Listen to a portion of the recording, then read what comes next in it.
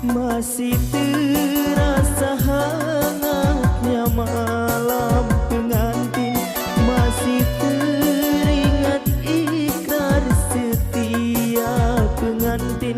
Tapi di hatiku hadir cinta lain, cinta seorang gadis, hai si cincin putih.